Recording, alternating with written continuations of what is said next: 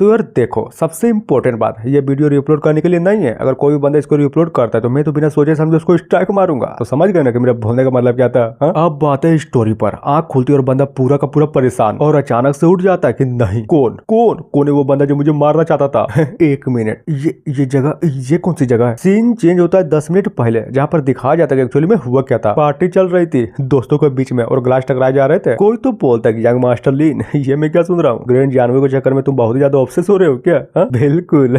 तुम्हें नहीं पता होगा लेकिन यूजिया गेम का मैं बहुत ही ज्यादा बड़ा फैन हूँ, समझे। और हाँ, ये बोलने वाला बंदा कोई और नहीं बल्कि ये बोली का अपना मेन क्रिएटर था। ये बोलता कि देखो, ये जो गेम था ना, ये गेम बहुत ही ज्यादा खतरनाक था, इसलिए इसको पाना तो बनता है। लेकिन दिक्कत की बात तो ये है इसमें अपडेट बहुत ही ज्यादा स्लो है। और तुम्हें पता भी है मैंने ऑलरेडी सारे के सारे लेवल्स क्लियर कर दिए। ओह सच्ची में, क्या बात बोल रहे हो। जैसे कि यंग मास्टर से उम्मीद थी। लेकिन हाँ, यह बात भी बिल्कुल सच है। अगर सेकंड एडिशन के स्टोरी लाइन को कंप्लीट करना है ना, तो तुम्हें कम से कम 1000 घंटे तक ऑनलाइन तो जरूर खेलना पड़ेगा। दूसरा बोलता है कि हाँ, इसने बिल्कुल सही बोला। पहला वाला बोलता है पर आपको चिंता करने की कोई भी जरूरत नहीं है। हाल ही में ऑफिशियल साइट ने अनाउंस किया है कि थर्ड एडिशन का जो स्टोरी लाइन है ना, वो कम से कम 1 महीने बाद तो जरूर अपडेट हो जाएगा। और मजे की बात तो ये है कि उस टाइम लिटरली में इस गेम को खेलने के लिए होलोग्राफिक हेलमेट का भी जुगाड़ हो जाएगा। मतलब नया नया टेक्नोलॉजी। समझ रहे हो कि मेरा बोलने का मतलब क्या है। और सबसे इंपॉर्टेंट बात, मैंने ये सुना है कि जो गेमिंग हेलमेट है ना, ये साला अलग ही लेवल का है। जैसे ही तुम इसको पहन के खेलोगे लिटरली में किसी और दुनिया में एंटर हो जाओगे। आई मीन मेरा बोलने का मतलब ये है कि वर्चुअल वर्ल्ड। पर ये बताना तो भूल ही गया, इसका प्राइस 20 मिलियन है। और ये सुनकर वहां पर जितने भी बंदे थे ना, वो सारे के सारे बंदे पूरे तरीके से चौंक जाते हैं। लेकिन एमसी का क्या, वो तो खुश था और एक चुटकी बजाता है। और जिस हेलमेट की बात चल रही थी ना, वही गेमिंग हेलमेट। ये रहा वो हेलमेट। इसको अपने एमसी ने फाइनली खरीद लिया था। पहला बंदा बोलता कि 1 मिनट, अबे यार ये तो वही हेलमेट है। तभी दूसरा, क्या वो वही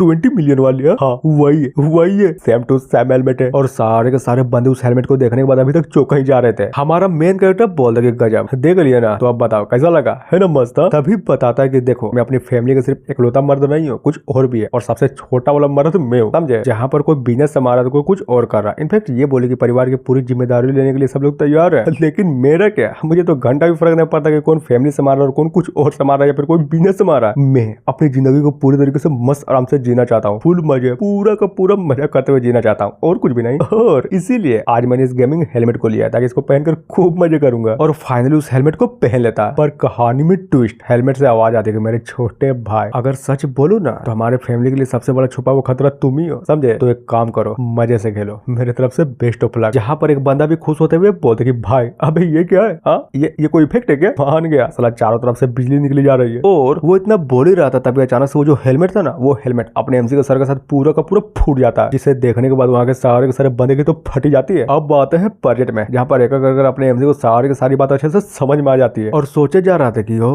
तो ये बात थी। मतलब मैं ट्रांसमाइग्रेट हो गया। गुड। लेकिन समझ में ये नहीं आ रहा कि जब पूरा का पूरा परिवार मुझे कचरा समझता था तो मेरे भाई ने मुझे मारा क्यों। जहाँ तक मुझे अच्छे से याद है, मैंने तो उन लोगों को पहले बता दिया था ना कि मुझे इस परिवार का ना ही शोहरत चाहिए ना ही दौलत। तो फिर ऐसा क्यों हुआ। 1 मिनट, कहीं मुझे रास्ते से हटाने के लिए उन लोगों का शुरुआत से ही तो प्लान नहीं था ना। और वो इतना सोच ही रहा था तभी अचानक से इस बॉडी की मेमोरी इसको धीरे धीरे कर याद आने लगती है कि किस तरह से जन्म देने के बाद इसकी मां मर गई थी। और हाँ, मरने वाली लेडी कोई और नहीं बल्कि ये बोली कि राजा का सेकंड कुकुमबाई थे। और रही बात इस बॉडी का असली ओनर का नाम, तो इसका नाम चूचू था। बहुत दिक्कत थी, माँ मर गई थी ना, मैं अकेला बड़ा हुआ, बहुत ही मुश्किलों से बड़ा हुआ। बाप तो राजा था इसलिए कभी ध्यान ही नहीं दिया कि उसकी फैमिली में चल क्या रहा है। इज्जत मिलती लेकिन नहीं मिली। क्यों नहीं मिली, क्योंकि मेरी माँ दूसरी कुकुमबाई थी ना, वो भी नॉर्मल। इस बॉडी का ओनर हमेशा सोचा करता था कि अगर मैं सही रहूंगा ना तो ये दुनिया वाले हमेशा मेरे साथ सही ही रहेंगे। पर कहते हैं ना, फैमिली का पोजीशन, फैमिली का हेड, ये कहाँ लोगों का पीछा छोड़ती है। जो भी फैमिली हेड बनना चाहता है उसे साबित करना पड़ेगा कि वो सच्ची में इसके लायक है। जब मैं बाहर था और झारखंड के माइनिंग सेंटर में जब मैं कोयला खोल रहा था, तब चिट्ठी मिली कि सब लोग वापस आ जाओ, फैमिली का हायरिंग है, समझे। और ये सुनकर फैमिली का दूसरा सबसे बड़ा बेटा होने के नाते मैं थोड़ी ना रुकता, मैं भी वहाँ से घर के लिए रवाना हो गया। और जी हाँ, अभी रास्ते में ही हूँ। सीन चेंज होता है कैरेज के अंदर। अपने एमसी तलवार छूता है और उसको खोलते हुए मन सोचा जा रहा था कि पता नहीं क्यों, लेकिन मेरा जो ये नाम है ना चीजियो, आई थिंक ये थोड़ा सा साला फेमिलियर क्यों लग रहा है।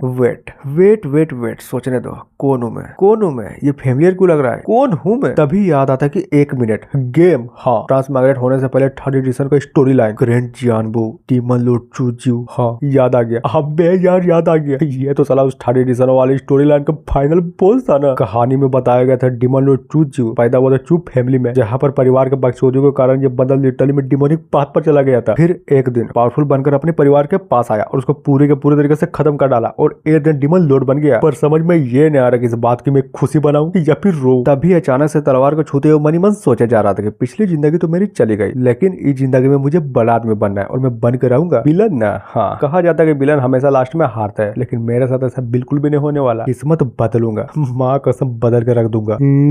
पिछले जिंदगी में मैंने आराम का जीवन चुना था, लेकिन उन कमीनों ने नहीं होने दिया। पर अब इस जिंदगी में आराम से जीने के लिए मैं हर कुछ करूंगा, चाहे किसी को मारना पड़े या फिर किसी से कुछ भी लूटना पड़े, हर चीज करूंगा। अब बात है इधर, जहाँ पर एक पर्दे को हटाते हुए लड़की भी अंदर घुस जाती है और बोले जा रहे थे कि यंग मास्टर क्या हुआ, आप इस तरह से अचानक से हंस क्यों रहे, कुछ हुआ क्या? हमारा मेन कैरेक्टर सोचता है कि गुड, ओरिजिनल बॉडी की मेमोरी के हिसाब से लड़के का नाम जरूर यूअर होना चाहिए और इसको यहाँ पर मेरे पास मेरे तीसरे भाई के माँ ने भेजा है। एक्चुअली में इस बॉडी का असली ओनर खुश भी था क्योंकि उसको एक लड़की जो मिल गई, लेकिन लेकिन लेकिन लेकिन ये कभी भी नहीं सोचा होगा कि यही वो लड़की है जो भर रास्ता इसको मारने का हमेशा ट्राई करती है। सही मायने में बोलूं ना तो ये साली दूसरी कोकुम्बाई की जासूस है, नजर रखने आई है, अगर मौका मिले तो मार भी देगी, पर मजा आएगा। इसको शायद नहीं पता होगा बॉडी तो वही है, लेकिन बॉडी के अंदर वाला सोल मेरा है। इनफैक्ट इस गेम की पूरी कहानी ही मैं जानता हूँ। लड़की सोचती क्या हुआ, आखिर ये कमीना इस तरह से हंस क्यों रहा है और अचानक से इसकी हंसी इतनी खतरनाक क्यों लग रही है। तभी बोलती है मास्टर एक बात बोलूं क्या, ऑफिसर रोड से जाना बहुत ही ज्यादा डिफिकल्ट होने वाला है, समझे, तो ऐसा करे क्या, शॉर्टकट रास्ते से चलते हैं। तब बोलिए क्या बोलते हैं, मंजूर है? अपना मेन कैरेक्टर बोल देगी क्या कहा, शॉर्टकट रास्ता? क्या तुम नहीं जानती हो कि अगर हम शॉर्टकट रास्ते से गए तो डाकुओं के साथ हमें फाइट करनी पड़ेगी? अरे यंग मास्टर आप भी ना, कितनी गर्मी लग रही है। एक बात बताइए, क्या आपको सही में लगता है कि शॉर्टकट रास्ते में कोई डाकू होगा? नहीं, बिल्कुल भी नहीं, मुझे तो नहीं लगता। बल्कि ये बोलिए कि सारी की सारी मनगढ़ंत कहानी है। सुनिए ना, चलते हैं ना, एक बार मेरी बातों को मान कर तो देखिए, मजा आएगा। वो इतना बोली रहती तभी अचानक से कुछ तो नोटिस करते, जिसको नोटिस करता वो ये भी पूरी की पूरी तरीके से चौंक गई थी। हमें अपने मेन कैरेक्टर को दिखाया जाता जो कि फ्लैटिट्यूड में हंसते हुए अपने हाथों को उसके बढ़ाया जा रहा था और गालों को धर लेता कि ओ गजब, क्या बात बोल रही हो तुम, बोलो और मैं तुम्हारी बातों को ना मानूं, कभी हो सकता है क्या? लड़की सोचती है कि क्या ये क्या हो रहा, ये बंदा अचानक से इतना बदल कैसे गया। लेकिन एमजी का क्या, वो तो उसके गालों को लिटरली में बहुत ही जोरों शोर से दबा ही जा रहा था। लड़की भी लाइक नहीं नहीं यंग मास्टर मुझे बहुत ही ज्यादा दर्द हो रहा है, छोड़ दीजिए। अरे बिल्कुल, ये लो छोड़ दिया, आप तो खुश हो ना। और हाँ, क्या कह रही थी, तोड़कर मारना था ना, तो चलो मारते हैं। और ये बोलकर अपने पीलो को सरियाने लगता है, जिसको इस तरह से देकर ये बोले कि अपने एमसी को इस तरह से कान काटता हुआ देखकर इधर लड़की भी चौकी पड़ी थी कि कहीं ये कमीना, एक मिनट, कहीं इसको पता तो नहीं चल गया ना। एमसी भी लाइक ये लड़की पता नहीं क्यों, लेकिन ये लड़की मुझे शॉर्टकट रास्ते से जाने के लिए बार बार फोर्स कर रही है। प्लान कुछ तो बहुत ही बड़ा प्लान होगा इसका, लेकिन शायद इसको ये नहीं पता कि मैं शॉर्टकट इसलिए नहीं ले रहा क्योंकि ये चाहती है, बल्कि इस शॉर्टकट रास्ते में मेरे लिए बहुत ही बड़ी अपॉर्चुनिटी वेट कर रही है। अब जबकि मैं शरीर पर आ चुका तो मुझे इतना तो पता है कि डीमन लोड बनने में कोई फ्यूचर नहीं है। गेम है ना, पहला 2 एडिशन का स्टोरी लाइन मुझे बहुत ही अच्छे तरीके से याद है, और रही बात तीसरे की तो हाँ थोड़ा थोड़ा तो याद है। जहाँ तक स्टोरी लाइन को अच्छे से कैलकुलेट करने के बाद मैं एक बात बहुत ही अच्छे तरीके से समझ गया, बस इंतजार करो, सबकी माँ बहन ने करूंगा। और हाँ, एक हल्की सी इस्तेमाल करते हुए बोलता है कि अगर मुझे अच्छे से याद है तो ये वही मोमेंट है जहाँ पर एक बहुत ही बड़ी ग्रेट अपॉर्चुनिटी मेरा वेट कर रही है। अब बात है थोड़ी देर बाद जहाँ पर अपना एमसी फाइनली कहीं तो पहुंच चुका था और यहाँ पर लिटरली मेरे बहुत ज्यादा चहल पहल थे। लड़की बोलती है कि यंग मास्टर एक बात बताइए, मुझे अभी तक सच्ची में समझ में ही नहीं आ रहा कि आप इस शहर में क्या कर रहे हैं। अगर शहर घूमना ही था तो तांजो प्रोफेक्चर घूमते, वहाँ पर तो इसे भी बहुत ही बड़ा शहर है। लेकिन एमसी का क्या, वो तो उसकी बातों पर घंटा भी ध्यान नहीं देता और सामने की ओर देखते हुए मन सोचा जा रहा था कि गुड, इसका मतलब यही वो जगह जिसे मैं ढूंढ रहा था, सीक्रेट बॉक्स शॉप। गजब। तभी बताया जाता है ये जो बॉक्सेस है ना, इसमें अलग ही लेवल के मेजर फीचर्स है। लीजेंड्स का कहना यह है कि 10,000 साल पहले दुनिया ने स्वर्ग और पृथ्वी की एक बहुत ही बड़ी तबाही का अनुभव किया था, चारों तरफ तबाही। इनफैक्ट ये बोले कि मार्शल आर्ट के जितने भी सेक्ट थे ना, वो सारे के सारे सेक्ट पूरी तरीके से डिस्ट्रॉय हो गए थे। जहाँ पर इस संकट से बचने के लिए एक फॉर्मेशन ग्रैंड मास्टर ने कुछ तो डेवलप किया, जिसको हम लोग सीक्रेट बॉक्स के नाम से जानते हैं। और हाँ, ये बॉक्स नॉर्मल बॉक्स नहीं है, बल्कि ये बोले एक बहुत ही बड़ा सुप्रीम खजाना है। पर सारे के सारे सेक्टों के खजानों को हेवनली ट्रिब्यूलेशन से बचाने के लिए इन डब्बों में डाल दिए गए। और लिटरली में जब सबको पता चला ना कि एक्चुअली में इन बॉक्सेस का कांड क्या था, तो उन्हीं डब्बों को लेने के लिए माँ कसम मारा मारी हो गई थी। जिससे हुआ ये कि डब्बे तो थे बहुत सारे, लेकिन लेने वाले आदमी उससे भी बहुत ही ज्यादा थे। प्राइस बढ़ी यार, बहुत ज्यादा बढ़ गई। उन डब्बों को तो कीमत लिटरली में आसमान ही छू गया था। पर दिक्कत की बात क्या है पता है, डब्बे में सिर्फ खजाना ही नहीं थे, बल्कि ये बोले कि बेकार का सामान भी थे। जिन लोगों को खजाना मिला वो तो बहुत ही ज्यादा खुश था, लेकिन जिन लोगों को खजाना नहीं मिला वो तो बहुत ही ज्यादा दुखी में था, उदास थे, रोए जा रहे थे, क्योंकि सारे का सारे पैसे उन्होंने डब्बे खरीदने में खत्म जो कर दिए थे। और हमें अपने एमसी को दिखाया जाता जो कि फाइनली उसी दुकान में घुस चुका था और बोले जा रहा था कि मेरे दोस्त एक बात बताओ, इस शहर को सिगरेट डब्बों का टाउन कहा जाता है ना, तो फिर साला यहाँ पर इतना सन्नाटा क्यों है? आदमी भी लाइक कि हाँ, बात तो आपने बिल्कुल सही बोली है, इस शहर को सिगरेट डब्बों का टाउन कहा जाता है, लेकिन क्या ही फायदा, ये सारे के सारे डब्बे बस एक किस्मत का खेल है। और सबसे इंपॉर्टेंट बात ये है कि कोई भी बंदा रिस्क लेना नहीं चाहता। और ये बोलकर जैसे ही पलटता है ना, तो अपने एमसी को देखकर पूरी का पूरी तरीके से खुश हो जाता है कि ओ माय गॉड, अरे यार आप है ना, मैं जानता हूँ ये गरीब, इसकी माँ की, वो लोग ये डब्बे नहीं खरीद सकते, लेकिन लेकिन आप जैसा यंग मास्टर तो जरूर कर सकता है। तो बोलिए क्या बोलते, खरीदेंगे ना? चिंता मत करिए, प्राइस बिल्कुल जेन्युइन लगाऊंगा। हमारा मेन कैरेक्टर सोचता कि गजब है, यहाँ पर असल लिटरली में बहुत सारे बॉक्सेस है, लेकिन समझ में ये नहीं आ रहा कि पावरफुल कल्टीवेशन तकनीक और बहुत सारे ट्रेजर आखिर किस बॉक्स में। और यहाँ तक इस बॉडी का जो ओरिजिनल ओनर था उसको घंटा भी कहीं पर इज्जत नहीं मिली, ना ही रिसोर्सेस मिले, ना ही किसी का गाइडेंस। बचपन से ही इसको पूरे समाज से अलग कर दिया गया था, इसीलिए तो आज मैं सिर्फ बॉडी टेम्परिंग लेवल पर रह गया और कल्टीवेशन बेस घंटा। साला मेरे पास मार्शल आर्ट का लोवेस्ट तकनीक है बस, और कुछ भी नहीं। और तभी अपने एमसी मार्शल आर्ट के बारे में कुछ बताता है कि ये हुआ वो हुआ, लन फन देवानंद, ऐसे करना है वैसे करना, सब कुछ करना है, इससे ये होता है, उससे वो होता है, उससे वो होता है, इसकी माँ का सब कुछ होता है, लेकिन क्या होता है पता नहीं, पर हाँ होता है। हमारा मेन कैरेक्टर सोचता है कि जहां तक मुझे अच्छे से याद है ना, ये बिल्कुल वही टाइम है। एक नौकर इस दुकान में आता है और मामूली सा कोई डब्बा चुनता है, लेकिन वो डब्बा कोई नॉर्मल डब्बा नहीं होता, बल्कि ये बोले कि जैसे वो डब्बा खोलता है ना, उसके अंदर में लिटरली में एक सुप्रीम तकनीक होती है, और बाद में चलकर वो नौकर एक सेट खोलता है और एट ग्रैंड मास्टर बन जाता है। पर साला समझ में ये नहीं आ रहा कि मैं सही तो हूँ ना, कहीं मेरा फैसला गलत निकल गया तो तब मैं क्या करूंगा। जहाँ पर अपने एमसी जिस बंदे के बारे में सोचे जा रहा था ना, वो बंदा फाइनली यहाँ पर आ चुका था। आई मीन वही नौकर। वो बोलता है कि साले दुकानदार चल जल्दी कर मुझे 2 बॉक्सेस दे, समझा। बुढ़ा बोलता है कि क्या अभी तो पागल तो नहीं हो गया ना, तो नौकर है नौकर, ज्यादा मत आग मुझ, साला खाने का पैसा नहीं है और डब्बे लेगा। गजब। एक मिनट, कहीं तू ये तो नहीं सोच रहा ना कि थर्ड यंग मास्टर ली तुझे कुछ ज्यादा अप्रिशिएट करता है, तो इसका मतलब तू कुछ भी करेगा। तो नौकरी ठीक है, समझा, ज्यादा दिमाग मत लगा, आराम से जा, खाना खा और मस्त आराम से सो जा और अपनी जिंदगी खुल के जी। इन सब चीजों में क्यों टाइम पर बात कर रहा है? क्या बोला बे साले, तुझे नहीं लगता कि तू कुछ ज्यादा ही बोल रहा है? फिलहाल के लिए ये रख और चल चुपचाप से मेरा डब्बा दे, समझा। अरे यार अब क्या बोलूं, हालांकि तुमने पैसा तो दे दिया, लेकिन तुम्हें सच्ची में लगता है कि जो डब्बा तू चुन रहा है उसमें सच्ची में कोई तकनीक भी निकलेगी? मुझे तो बिल्कुल भी नहीं लगता। खैर ये लो, ये रहा तुम्हारा डब्बा। और हाँ, उस डब्बे को देखकर लिटरली वो बंदा भी पूरे के पूरी तरीके से खुश था, और जैसे ही लेने ही वाला था तभी अचानक अपने एमसी बीच में आकर उसको रोक देता है। ये क्या कर रहे हो बे साले?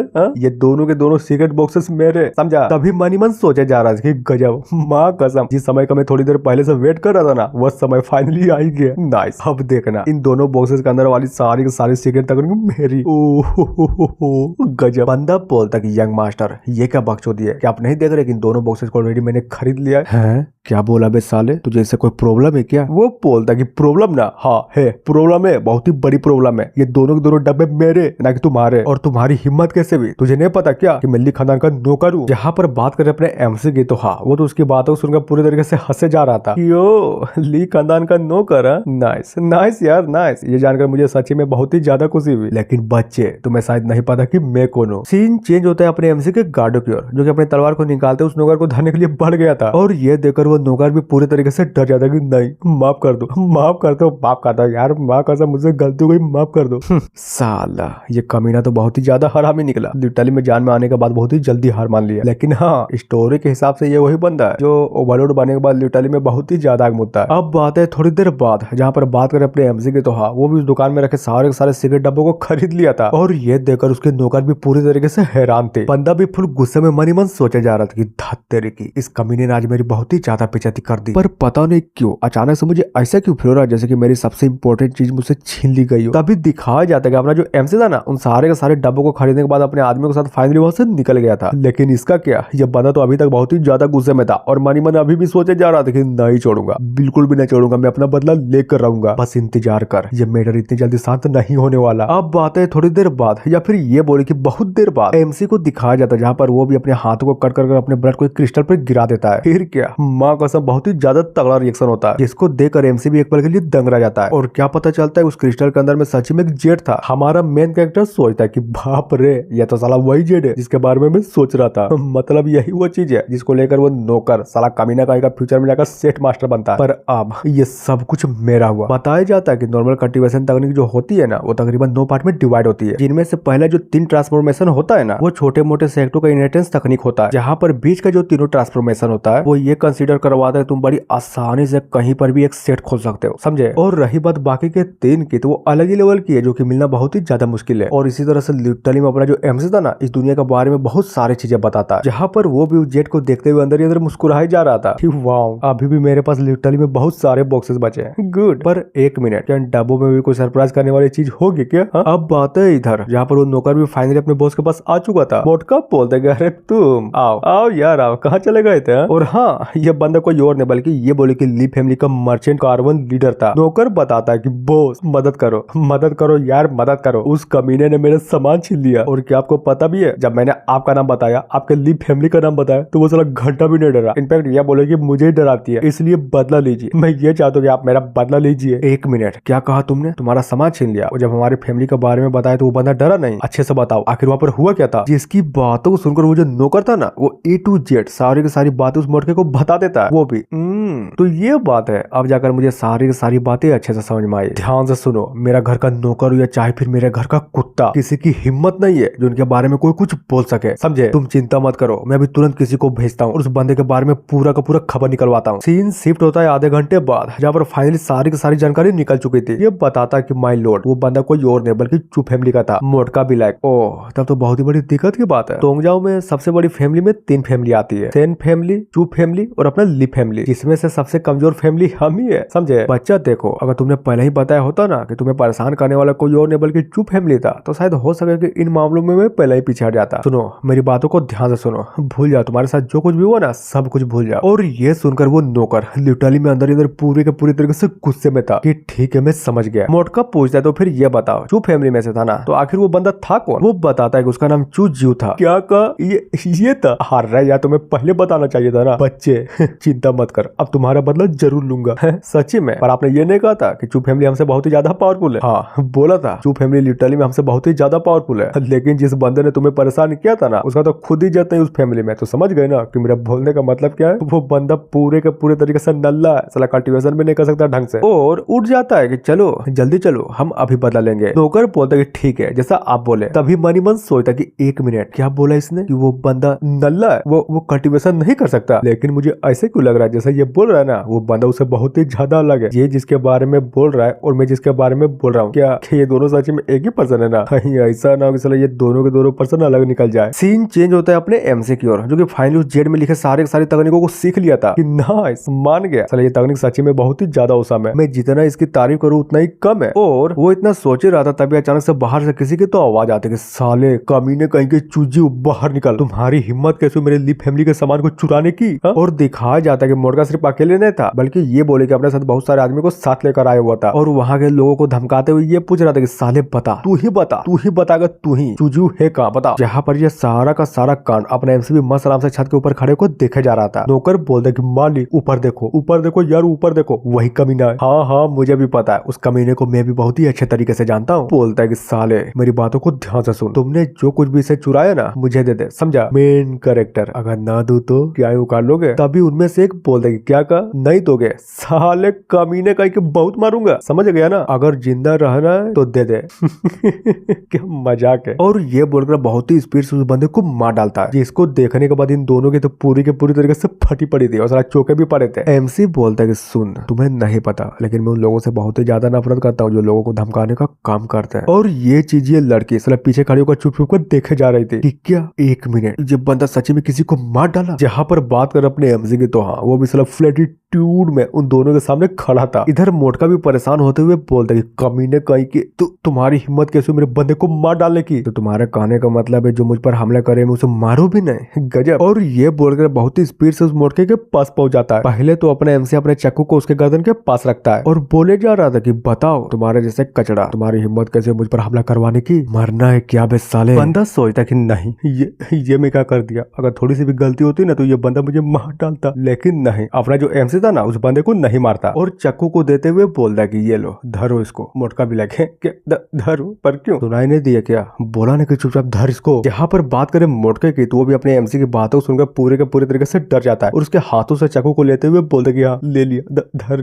लिया यार, धर लिया। गुड, ये हुई ना बात। अब जबकि तुमने चाकू धर ही लिया है तो एक काम करो, चलो मुझे मार डालो। और ये सुनकर वहाँ पर जितने भी बंदे थे ना, वो सारे के सारे बंदे फुली तौर पर कंफ्यूज हो जाते हैं। हमारा मेन कैरेक्टर बोलता है कि सुना नहीं क्या, एक काम कर, चाकू यहाँ पर रख और चल जल्दी कर, घोप दे मुझे। और याद रखना, अगर तुमने आज मेरा गला नहीं रहता ना तो इससे बढ़िया मौका तुम्हें कभी भी दोबारा नहीं मिलने वाला, इसलिए चल जल्दी कर, मार मुझे, मार। लेकिन हाँ, नहीं मारता। उस मोटके का जो हाथ था ना, वो भी डर के मारे साला पूरे का पूरे तरीके से कांपे जा रहा था और चाकू को फेंकते हुए बोलते कि नहीं यार, नहीं होगा मुझसे, मैं गलत था, मेरे जैसे छोटे आदमी से गलती हो गई, इसलिए प्लीज मुझे माफ कर दो। जहाँ पर अपने एमसी उस मोटके की बातों सुनकर उसको थपलाते हुए बोले जा रहा था, साले मैंने तुम्हें मौका दिया था कि मुझे मार डाला, लेकिन नहीं, तुझे तो ये काम भी ठीक से नहीं हुआ, मान गया। तो साला एक नंबर नंबर का नल्ला आदमी निकला, तुझे तो चुल्लू भर पानी में डूब मरना चाहिए। लड़की सोचती कि नहीं, आखिर यहाँ पर चल क्या रहा है, ये कमीना तो साला पूरा का पूरा बदला बदला लग रहा है, पहले जैसा तो बिल्कुल भी नहीं है। और इतनी बेइज्जती सहने के बाद हमें मुर्गे को दिखाया जाता है, जो कि फाइनली वहां से जाया जा रहा था। और रही बात नौकर की, तो वो भी पीछे से उस मुर्गे को आवाज लगाया जा रहा था। तभी दिखाया जाता है कि वो जो मुर्गा था ना, फिर गुस्से में आकर अपने नौकर को बहुत ही जोरदार हाथ मारता है कि साले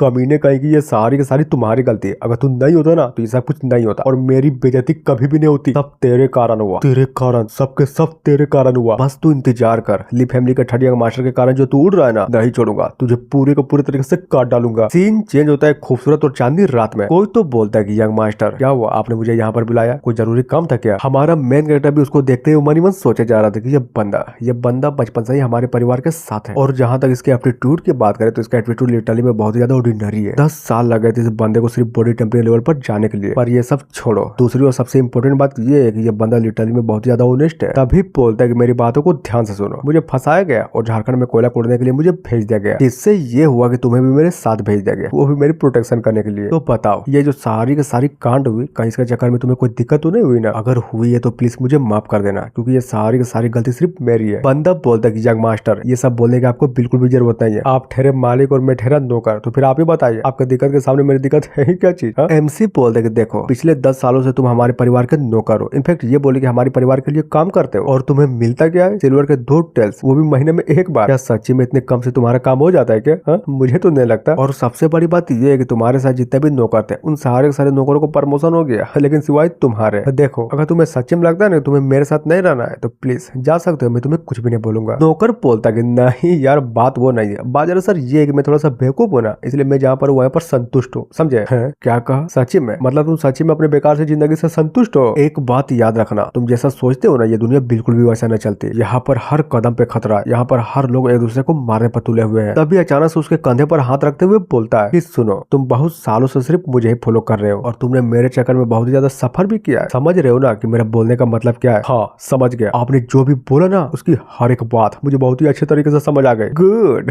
good good good good good, ये हुई ना बात। लेकिन हाँ, एक बात बताना चाहूंगा कि तुम नहीं समझे। I mean, मेरा बोलने का मतलब ये है कि कभी भी तुम्हें किसी चीज की जरूरत पड़े ना, तो उसका इंतजार मत करो, जरूरत पड़ने पर छीन लो, समझे? बस इतना ही। लेकिन हाँ, मेरे पास तुम्हारे लिए बहुत ही जरूरी काम है। तुम्हें एक जगह पर जाना है और वहाँ पर जाकर निमंत्रण पत्र पहुंचाना है, समझे? और हाँ, याद रखना, अगर ये काम सच्ची में हो गया ना, तुम्हें रिवॉर्ड के तौर पर 100 चांदी के टल्स मिलेंगे। जिसकी बातों को सुनकर इधर लड़का भी मन ही मन सोचे जा रहा था कि समझ गया, सब कुछ समझ गया। अगर इसने मुझे पहले बोला होता ना, तो इस काम को मैं तो मना कर देता। लेकिन आज के कांड देखने के बाद तो मुझे ये लग रहा है कि ये बंदा सच्ची में बदल गए हैं। क्या करूँ, भरोसा कर लो, जो बोल रहा है वो कर तू क्या? और फुल जोश में बोलता है कि यंग मास्टर बोलिए बोलिए, मैं कब जाऊँ? एमसी बोलता है कि वेरी गुड, ये जानकर मुझे बहुत ही ज्यादा खुशी हुई कि तू मेरे साथ देने के लिए तैयार हो। पहली बात, ये रहा वो इन्विटेशन लेटर, समझ गए ना कि मेरा बोलने का मतलब क्या है? बच जाओ और जाकर उसको दे दो। बंदा बोलता है कि यस बिल्कुल दूंगा। तभी लड़की के बारे में सोचते हुए अपने एमसी भी इस्तेमाल करते हुए बोले जा रहा था, तुम मेरे साथ खेल खेलना चाहती थी ना, बस इंतजार करो, अब मैं तुम्हारे साथ खेलूंगा। और इतना बोलने के साथ अपना जो एमसी था ना, शॉर्टकट लेकर आधे रास्ते के अंदर चला जाता है। लड़की पूछती है कि यंग मास्टर, एक बात बताइए, आपको वो गार्ड कहाँ पर गया? वो तोंगजा प्रीफेक्चर वापस चला गया, समझे? गुड, ये हुई ना बात। अब जाकर लगता है मेरा प्लान और भी जल्दी सक्सेसफुल होगा। जहाँ पर अपने एमसी भी बहुत ही स्पीड से लड़की के पास जाते हुए बोलते हैं, लड़की सुनो, एक बात बताओ, कहीं तुम्हें ये तो नहीं लगता कि हमारा सामना सच्ची में डाकू के साथ होने वाला है? और ये देखकर वो लड़की तो पूरी के पूरी तरीके से डर जाती है।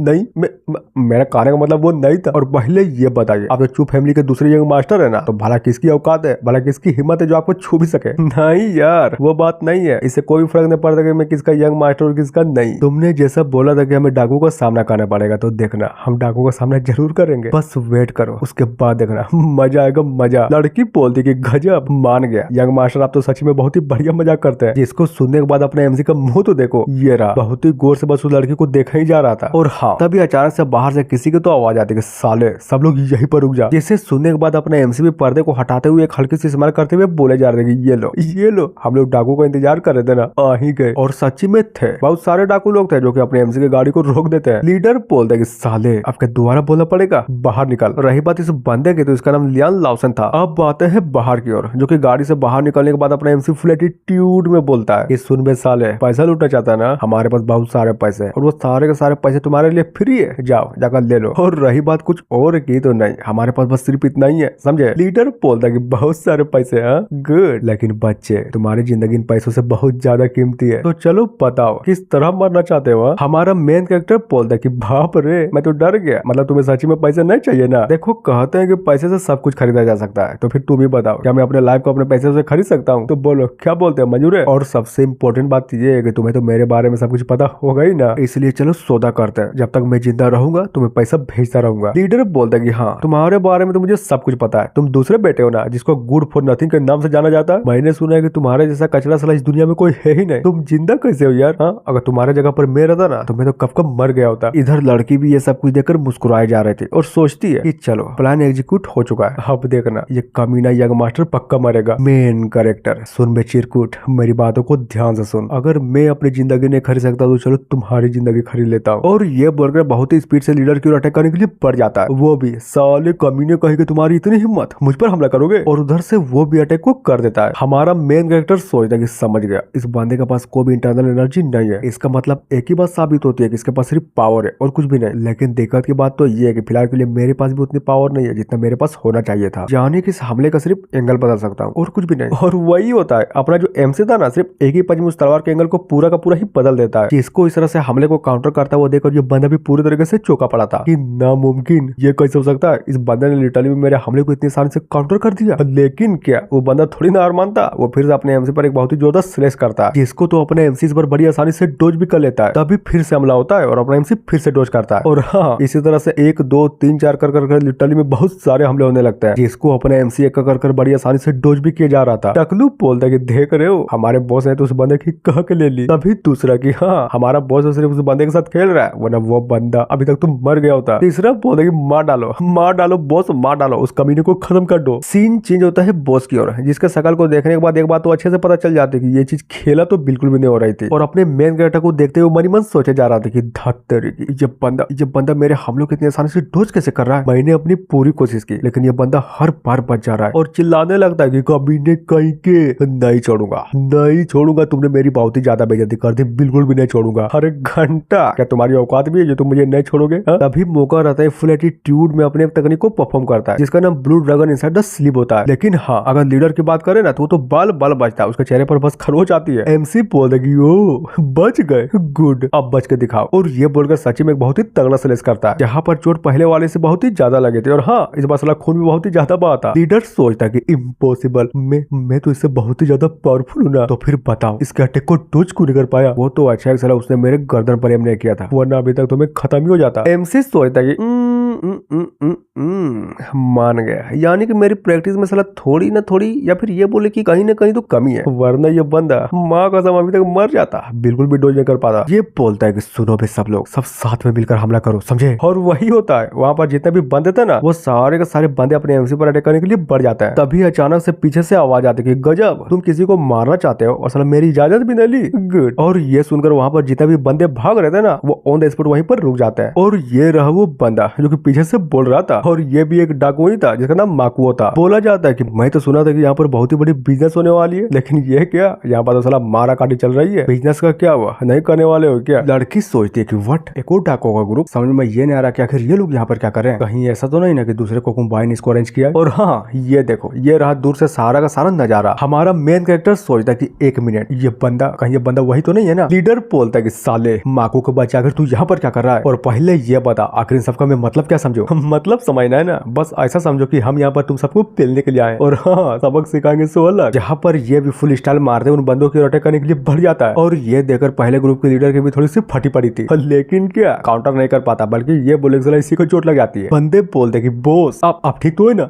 ये सोचता है कि धत्तेरी की, लगता है कि हम लोग यहाँ पर जिस काम के लिए आए थे ना वो कम नहीं हो पाएगा, यानी कि अब हमारे पास सिर्फ एक ही रास्ता है, हम सभी को यहाँ पर से भागना पड़ेगा। माकू बोलते कि गुड, इसका मतलब तुम भागना चाहते हो? नहीं होगा, अरे बिल्कुल भी नहीं होने दूंगा। और ये सुनकर जैसे लीडर पीछे की ओर देखता है ना तो उस पर एक अटैक हो चुका था, उसके शरीर को पूरे का पूरे तरीके से बीच से काट दिया गया था। और हाँ वो बंदा वहीं पर ऑन द स्पॉट मर जाता है, जिसको देखने के बाद लीडर के जितने भी बंदे थे ना वो सारे के सारे बंदे डर के मारे भागने लगते हैं। माकू बोलता है कि सुनो बे, मार डालो उन कमीने को, एक भी नहीं बचना चाहिए, समझे? हमारा मेन कैरेक्टर भी देखते हुए मन ही मन सोचता है कि गजब, इस पीले चेहरे वाले को देखने के बाद तो सिर्फ एक ही बात पता चलती है, ये डाकू तो है लेकिन साला डाकू से बहुत ही ज्यादा अलग है। और बोले जा रहा था कि हमारी हेल्प करने के लिए थैंक यू। माकू बोलता है कि बच्चे तुम्हें नहीं लगता कि तुम थैंक्स बहुत ही ज्यादा जल्दी बोल रहे हो? मान लो कि अगर मैंने भी तुम्हें लूटने की कोशिश की तब तुम क्या करोगे? अब बातें अपने गार्ड गांव की ओर जो कि चिल्लाते हुए बोले जा रहा था कि यंग मास्टर देखिए आपने जैसा बोला था ना मैंने कर दिया। हाँ ये वही बंद है जिसको ढूंढने के लिए आपने हमें चिट्ठी देकर बोला था। एमसी बोलते कि ओ मतलब मैं सही था। तो चीफ मार्क वो ये बताइए आपको तो मेरा लेटर मिल ही गया होगा ना, और अगर आपने लेटर पढ़ा है तो जाहिर सी बात है कि मुझे मारने का कोई फायदा नहीं होने वाला, वो भी सिर्फ इसलिए क्योंकि मेरे पास कुछ सिल्वर के टेल्स है। पर हाँ अगर तुम मुझे नहीं मारते हो ना तो मेरे पास तुम्हारे लिए बहुत ही जबरदस्त ऑफर है। मैं तुम्हें वो दूंगा जो तुम्हें चाहिए, जैसा कि उस पत्र में लिखा था। तो बोलो क्या बोलते हो? मंजूर है?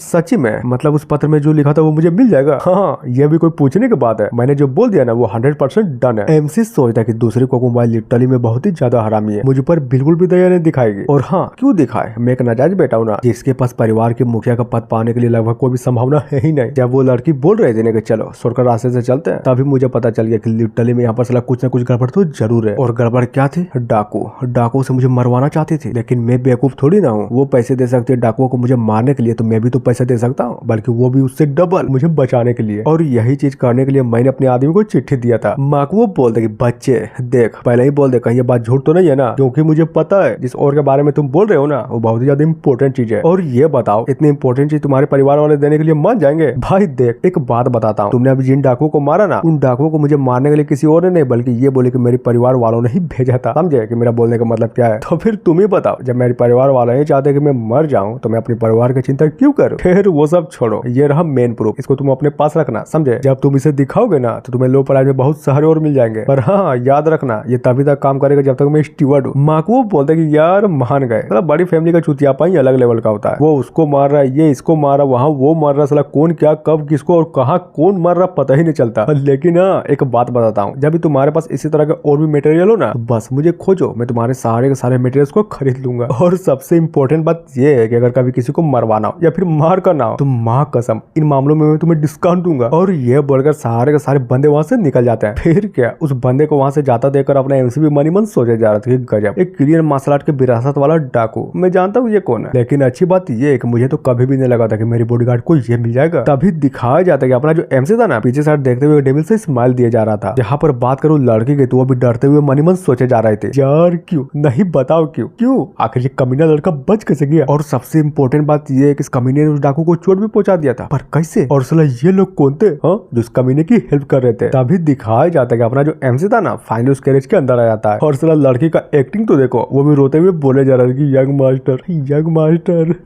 मैं डर गई थी। कौन थे वो? अगर वो डाकू लोग कौन थे जो आपको मारना चाहते थे? इधर ये भी स्माइल करते हुए बोले जा रहा था कि डर गई थी ना, चिंता मत करो मैं बिल्कुल ठीक हूँ। और सोचता कि गजब ये तो साला सच्ची में बहुत ही ज्यादा नौटंकी करती है। तो जाने मन बताओ, अब जबकि मैं नहीं मरा तो ये जानने के बाद तो तुम बहुत ही ज्यादा डिसअपॉइंट होगी ना, वो भी है कि मतलब आपका मतलब क्या है? और नहीं बताइए आपके जिंदा रहने से मुझे डिसअपॉइंट क्यों होगी? तभी अपना एमसी उसके गर्दन को धरते हुए बोलता कि बस बहुत हुआ, तुझे क्या मैं सच्ची में बेवकूफ लगता हूँ? चल जल्दी बता मेरे सेकंड माँ ने तुम्हें कितने पैसे दिए थे मुझे मारने के लिए? वो बोलती रुको मैं बताती हूँ, सब कुछ बताती हूँ। तुम्हारे दूसरे माँ ने मुझे 10,000 चांदी के टेल्स दिए थे, बस इतना ही। छोड़ दो मुझे, छोड़ दो। और हाँ अपना जो एमसी था ना उसकी बातों को सुनने के बाद फाइनली उसको छोड़ देता है। क्या कहा? 10,000 टेल्स, वो भी सिल्वर के? गजब, मतलब मेरी माँ के मर जाने के बाद मेरी दूसरी माँ मुझसे इतना नफरत करती है। लड़की बताती है कि देखिए उनका कहना यह था कि आप सबसे बड़के वाले यंग मास्टर के पक्ष में खड़ा है, जिससे देर सवेर सारे के सारी चीजें बर्बाद हो जाएंगी। और क्या आपको पता भी है ये जो कोकुम्बाई है ना वो चौथे वाले यंग मास्टर को ऑलरेडी हरा चुकी है। इनफैक्ट ये बोली कि फ्यूचर में कोई दिक्कत ना हो, इसलिए सारे के सारे प्रॉब्लम्स को दूर करना चाहती है। अब चाहे किसी को खरीदना पड़े या फिर रास्ते से हटाना पड़े। बताया जाता है कि अपने एमसी का जो बाप है ना उनकी 3 पत्नियां, और हाँ उन तीनों पत्नियों के 4 बेटे, जिनमें से पहली वाइफ की बड़ा बेटा चूकाई, दूसरी कोकुम्बाई, थर्ड वाइफ, और इन दोनों का बेटा चूसेंग और चूसांग। जबकि बात करूं मेरी तो मेरी ओरिजिनल माँ तो मर गई और मेरे माँ के बदले ये कमीनी दूसरी कोकुम्बाई आ गई। और हाँ सबसे इम्पोर्टेंट बात, मैं नाजायज बेटा था ना, इसलिए परिवार के मुखिया का पद पाने की संभावना बहुत ज्यादा कम थी। जिसको देखने के बाद उन लोगों ने ये सोच लिया कि परिवार का जो सबसे बड़ा बेटा है ना जिसका नाम चूकाई है वो बनेगा असली वारिस। इसलिए सारे के सारे बंदे सही हो या फिर गलत हमेशा से ही बड़े बेटे का साथ देने लगे। मुझे इस तरह से इग्नोर मारा गया जैसा कि मैं कभी था ही नहीं। लड़की बताती कि भले ही आप नाजायज हो लेकिन आप है तो चू फैमिली के मेंबर ही ना, इसलिए तो वो लोग फंसा कर आपको मुखिया के दलाल से अलग कर दिए। समझे? हमारा मेन कैरेक्टर सोचता है कि नाइस ये बंदा तो बिल्कुल मेरे जैसा है, यानी कि जैसा कि मैं पिछले जन्म में था, यानी कि एक नंबर का बेवकूफ। साला परिवार के मुखिया का पद लड़ने से इनकार कर दिया, गजब। लेकिन अब क्या? बिल्कुल भी नहीं। अब जबकि इस बंदे के शरीर में मैं आ चुका हूँ तो इस मामले में तो मैं तो पीछे बिल्कुल भी नहीं हटूंगा। सोचा था कि आराम की जिंदगी जीऊंगा, वो भी पिछले जन्म में, लेकिन क्या हुआ, आराम की जिंदगी जीने के चक्कर में ही मर गया। पर अब ना मुन्ना ना, अरे बिल्कुल भी नहीं। मेन कैरेक्टर बोलता है तो लड़की बताओ क्या तुम्हारे पास कोई प्रूफ है क्या, इस सेकंड मदर ने मुझे मारने के लिए डाकू का सहारा लिया? नहीं, कोई भी एविडेंस नहीं है और एविडेंस होगी भी नहीं। दूसरे कोकुम्बाई ने डाकू को हायर करने के लिए डायरेक्ट मैसेज भेजा था, जहाँ पर डाकू लोग जो थे ना वो बस पैसे लिए और काम करने के लिए तैयार हो गए, वो भी बिना किसी पूछताछ के, और अपने एमसी के पैरों को धरते हुए बोलते कि लो मैंने सब कुछ बता दिया, प्लीज प्लीज मेरे जान को बख्श दो, मुझे मत मारो, प्लीज मुझे छोड़ दो। अरे नहीं यार, चिंता मत करो, मैं औरतों को कभी भी नहीं मारता। वो सोचती है कि बच गई यार, बच गई। लेकिन क्या कहानी में ट्विस्ट, अपना जो एमसी था ना उस लड़की के गर्दन को पूरा का पूरा तोड़ देता है। और हाँ, बोले जा रहा था कि गुड, उम्मीद अगर किसी को मारने का मजा ही अलग है। लेकिन ये लड़की क्या सच्ची में सोच रही थी कि जो मेरी जासूसी करेगा मैं उसको जाने दूंगा वो भी इतनी आसानी से? नहीं रे। अब बातें हैं 7 दिन बाद चोंगझाओ प्रेफेक्चर में, या फिर ये बोले कि चू फैमिली में, जहाँ पर बात करो अपने एमसी की, तो हाँ वो बाहर के साइड कुछ तो नोटिस करता है। मन ही मन सोचता कि